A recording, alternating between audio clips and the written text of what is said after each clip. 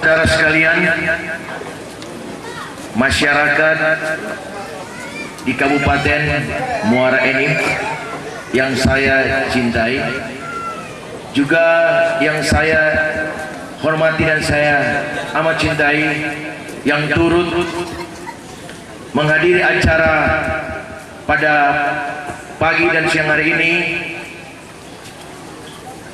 sahabat yang saya sangat kasihi, Bapak Bupati Kabupaten Muara Enim yang saya sebut Bung Kalamudin Sarjana Hukum, beserta Musyawarah Pimpinan Daerah Kabupaten Muara Enim, juga yang hadir turut berserta dengan saya, saudara saya yang saya kasihi, Bung Tampu Bolon, selaku Ketua Dewan Pimpinan Daerah Partai Pemersatu Nasionalis Indonesia Sumatera Selatan, dan tentu saja saudara saya kasihi juga yang menjadi tuan rumah pada acara ini,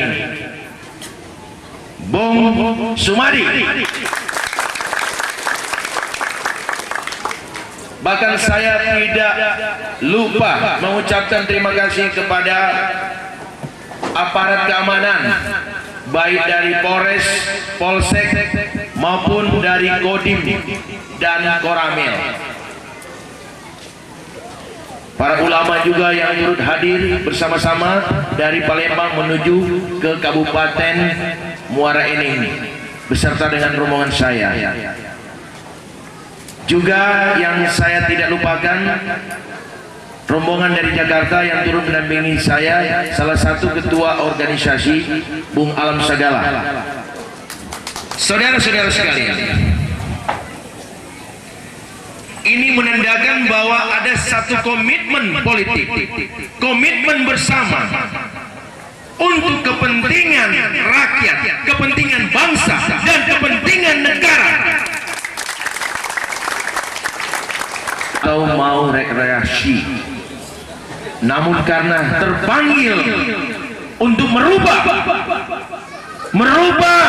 politik Indonesia yang sekarang ini semakin terpuruk, karena Indonesia sekarang ini menduduki posisi di bawah Vietnam, di bawah Myanmar.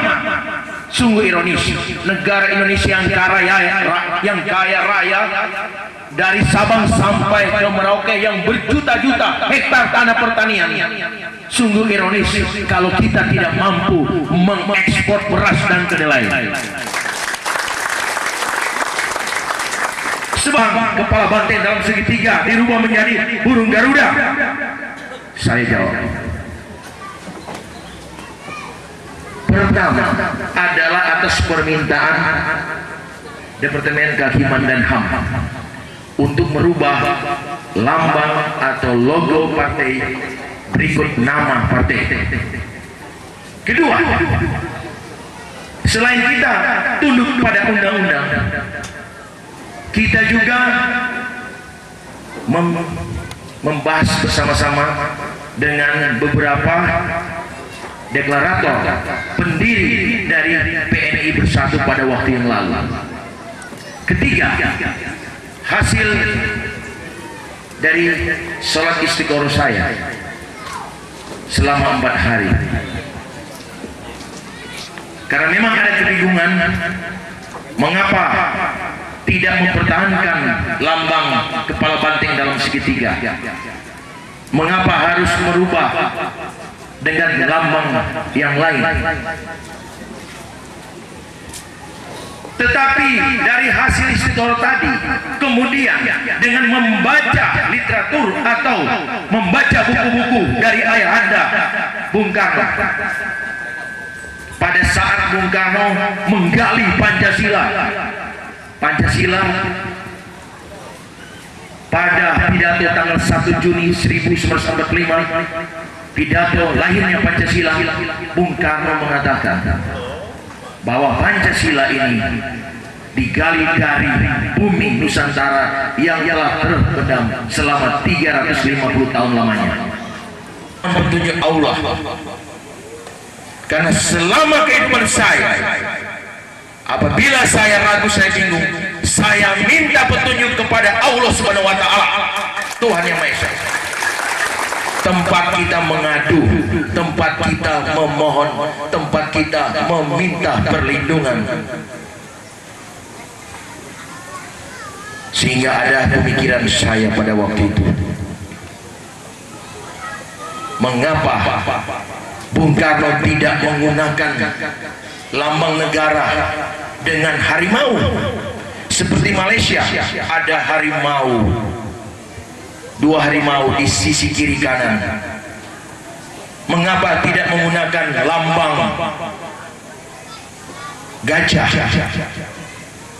Itu juga binatang asli dari Indonesia. Mengapa tidak menggunakan badak? Tetapi mengapa Bung Karno menggunakan burung Garuda untuk lambang negara Republik Indonesia? Karena Garuda adalah burung seperti yang dikisahkan di dalam cerita Islam, burung burung Allah. Inilah burung Garuda. Kalau di Muara Enim dikenal Garuda Dempo. Kalau di Sumatera Selatan tidak lazim tentang Garuda, burung Garuda. Ada Garuda hitam, Garuda Dempo, Garuda Mas, Garuda putih. Sampai saya jalan di seluruh Sumatera bagian selatan. Contoh di Jambi, setiap persimpangan ada lambang-lambang, patung-patung Garuda. Barangkali pada waktu itu Bung Karno memperoleh inspirasi bahwa setelah Banteng menjebol, Indonesia merdeka, Banteng menjebol dari hasil penjajahan kita, hasil kekayaan alam yang dijajah oleh penjajah, diangkut dari bumi Nusantara, dibawa ke Eropa. Sekarang setelah dijebol oleh Banteng, menjadilah burung yang perkasa Garuda untuk terbang ke seluruh Nusantara dari Sabang sampai Merauke, melihat apakah rakyat Indonesia sudah memperoleh kesejahteraan dan kemakmuran. Terbanglah Garuda dari Aceh, kemudian terbang di udara Sumatera Utara, terbang di Sumatera Barat, Riau, Jambi, Sumatera Selatan, Bengkulu, kemudian ke Lampung.